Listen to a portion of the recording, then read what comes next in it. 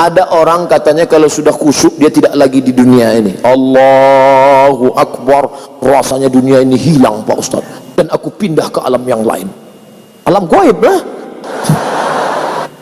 Sekarang kita lihat sahabat Nabi waktu sholat, apakah dia pindah ke alam lain atau tempat di tetap yang sama? Ketika itu Nabi sakit, imamnya Abu Bakar imam, sahabat di belakang. Allahu Akbar. Ketika mereka sedang sholat, Nabi datang dari samping, maka sahabat yang di belakang memukul tangan, mukul. Dia mau ngasih tahu ke Abu Bakar Nabi datang, kan nggak boleh ngomong Abu Bakar tuh ada Nabi datang tuh. Dia pukul. Apa pelajaran dari sini? Kira-kira sahabat yang sholat itu sadar atau nggak sadar? Sadar.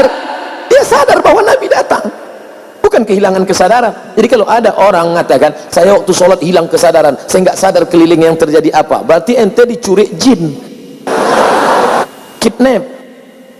Ente tetap sadar. Nabi sahabat bukan tidak sadar. Pelajaran yang kedua, ketika sedang sholat apa kata Nabi? Uqtulul aswadaini fis shalah, bunuhlah dua yang hitam ketika sedang sholat. Allahu Akbar. Tiba-tiba ada dua yang hitam. Dua yang hitam itu ular dan kalajengking. Kira-kira orang yang disuruh Nabi membunuh ular dan kalajengking saat dia sholat itu sadar atau nggak sadar? Sadar. Ada ular di depan. Kalau nggak sadar pejam, tiba-tiba buka anaconda.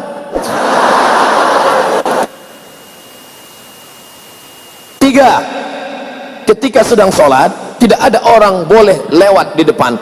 Kalau ada orang yang lewat depan, kan dia ginikan tangan. Lebih baik tegak 40 tahun menunggu selesai sholat daripada dia lewat. Maka kalau ada yang lewat, ginikan tangan. Kira-kira orang yang sholat, ada orang lalu di depannya, dia sadar atau nggak sadar ada orang lalu? Sadar, maka dia ulurkan. Kalau dia ngaji, dia paham, ini berhenti. Tapi kalau ini yang nggak ngerti, begitu kita ulurkan, sehat Ustaz.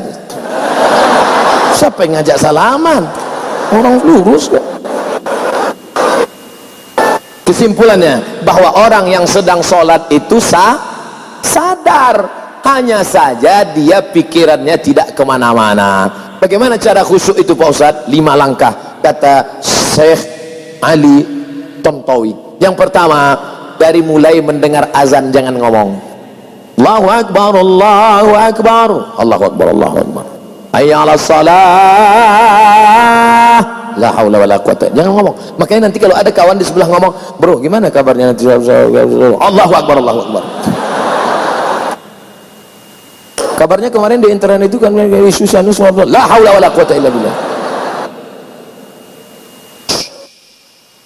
Nah, lalu kemudian tutup dengan doa wasilah. Allahumma rabb hadhihi da'wati tammati wa salatil qa'imah ati sayyidina Muhammadan al-wasiyatul fadilah wa syarafatul darajatul 'aliyatur rafi'ah wa ba'athu Allahumma maqama mahmudan alladhi wa'ata innaka la tukhliful mi'ad.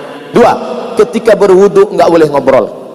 Ambil air, yang ngobrol. Ini saya lihat banyak yang sedang ambil wudu ngobrol. Kan gua udah ngomong kemarin. Jangan, tapi lu nggak peduli sih.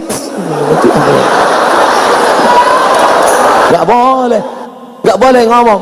Makanya hadis riwayat Ibnu Majah, ketika air kau masukkan ke mulut, saat itu keluar dosa-dosa mulut. Ketika air menyiram muka, keluar dosa dari kelopak mata. Ketika air menyiram tangan, keluar dosa dari celah jari jemari. Ketika air menyusap kepala, keluar dosa sampai lubang telinga. Ketika air menyiram kaki, keluar dosa dari celah-celah jari jemari kaki. Maka kau khusyuk, lalu kemudian kau tutup dengan doa, Allahumma ja'alni minat tawabin wa ja'alni minal mutatahhirin wa ja'alni min ibadikas. Yang ketiga, dari tempat wudu ke tempat sholat nggak boleh tasbik. Tasbik itu menjalin jari jemari, keretak. Nggak boleh tasbik, retak. Tangan dia udah nggak bunyi, tangan kawan dibunyikan. Nggak boleh. Jangan tasbik, yang boleh tasbih. Subhanallah, subhanallah, subhanallah. Azan belum berkumandang atau sudah azan iqamat belum? Subhanallah, subhanallah, subhanallah. Gimana kabarnya? Jadi kita besok pergi seminar acara undang. Subhanallah, subhanallah. Nah, lalu kemudian yang keempat, pahami bacaan. Saya tidak nyuruh menterjemahkan, yang diterjemahkan. Inna solati my praying, wa mahyaya my life, wa mamati my die. Lillahi ta'ala, for you oh my God. Bukan diterjemahkan. bukan diterjemahkan. Jangan nanti ada yang menerjemahkan Bismillahirrahmanirrahim, in the name of Allah, most gracious, most merciful. Tidak perlu kau terjemahkan, yang penting kau paham saja, connect maknanya. Sama seperti ngomong bahasa Jawa. Saya bukan orang Jawa, saya orang Melayu dari Sumatera, tapi ketika saya bahasa Jawa, saya tidak perlu terjemahkan. Pripun kapari Pak Apis uang perang-perang dinora teko kene. Tidak perlu diterjemahkan. Kenapa diterjemahkan? Yang penting paham. Jangan terjemahkan Allahu Akbar kabira walhamdulillahi katsira wa subhanallahi bukratan wa asila wajjahtu wajhiya alladzi fatara as-samawati wal arda hanifan musliman wa ana minal musyrikin inna salati. Mata melihat tempat sujud. Makanya jangan mata, apalagi di masjid ini, mata kalau jahatan, wah keramik, wah ini mahal ini, wah berapa ini. Apalagi nanti sholat zuhur, ini belum dibuka, melihat, wah Ustadz sholat sama Ustadz, wah ada pahit tren. Oleh sebab itu maka ini bahaya, makanya mata biar sana. Makanya kalau sholat ke masjid jangan pakai baju yang ada tulisan-tulisan. Ini sudah terlambat datang hari Jumat, khotib naik pakai baju tulisan, tulis ini. Emang masalah buat lo? Gimana mau sholat? Nah, jangan pakai tulisan. Ibu, kalau pakai mukena jangan yang terlalu rame. Ini mukenanya semua bunga, bunga matahari, bunga kenanga, bunga kemboja, bunga tai ayam, ada semua di sini. Ada teman yang sholat di belakang lihat, di mana belinya ini ya? Kira-kira harganya berapa nih ya? Ini benangnya katun Jepang atau Korea ini? Nah, lalu kemudian di mana sebenarnya letak kata itu, di mana? Innal kalama la fil fuadi wa innama ju'ilal lisanu 'alal fuadi dalila. Letak kata-kata itu di dalam hati, tak berbunyi, tak bersuara, tak berhuruf, tak bertinta, tapi kemudian diciptakan lidah untuk mewakili. Konekkan antara lidahmu dengan hatimu. Allah. Makanya dalam mazhab Syafi'i, mulut menyebut Allah, hati mengisi qasad ta'arad ta'yin. Salatnya salat apa? Salat zuhur. Berapa rakaat? 4 rakaat. Jadi imam apa jadi makmum? Jadi makmum. Ada apa qada? Ada. Allahu Akbar. Mulutnya menyebut Allahu Akbar, tapi hatinya menyatakan ini salat zuhur 4 rakaat, jadi makmum adaan lillahi ta'ala. Allahu Akbar. Mulut menyebut bismillah, hati juga connect. Bismillahirrahmanirrahim. Alhamdulillahirabbil alamin. Ar-Rahmanir-Rahim. Makanya Nabi kalau sholat itu mulutnya bergerak. Ya Khabbab, Khabbab. Nabi kalau sholat mulutnya bergerak atau diam saja? Kata Khabbab, Nabi waktu sholat mulutnya bergerak. Dari mana kamu tahu Nabi mulutnya bergerak? Bittirabi lihiyati. Saya lihat jenggotnya bergerak, bergoyang. Ini sekarang ada orang yang sholat mulutnya diam aja.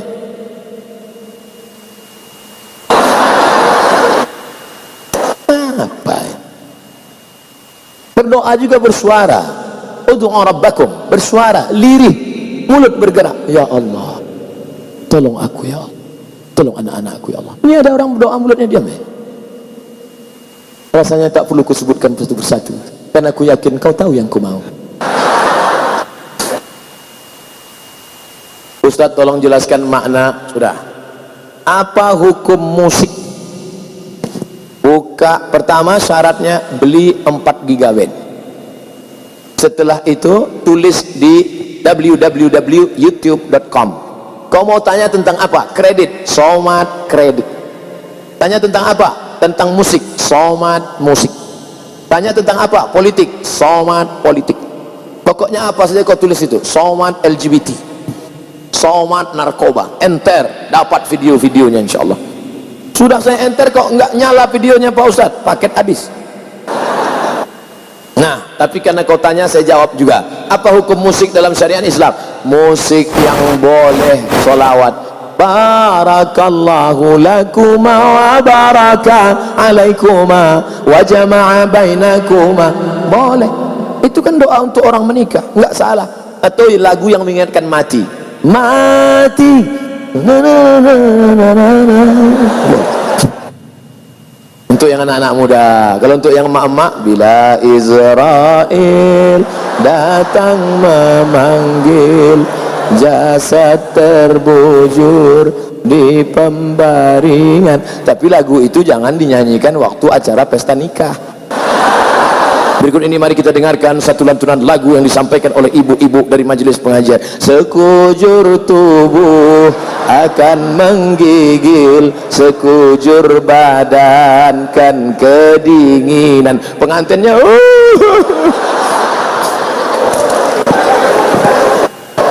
nah, lagunya mengingatkan pada Nabi. Apa salahnya? Ya asyiqal Mustafa abshir binailil muna. Ya asyiqal Mustafa, wahai engkau yang merindukan Mustafa Nabi Muhammad SAW, abshir binailil muna, engkau mendapatkan kabar gembira karena segala yang kau inginkan akan dikabulkan Allah Subhanahu wa taala. Apa salahnya? Maulaya salli wa sallim daiman abada ala habibika khairil khalqi kullihim. Ibu-ibu yang sedang hamil sambil baca selawat. Maulaya salli wa sallim daiman abada. Anaknya tenang, suaminya tenang. Ini enggak, sambil masak. Datang suami di belakang. Lahir anak, siapa namanya? Amitabh Bachchan.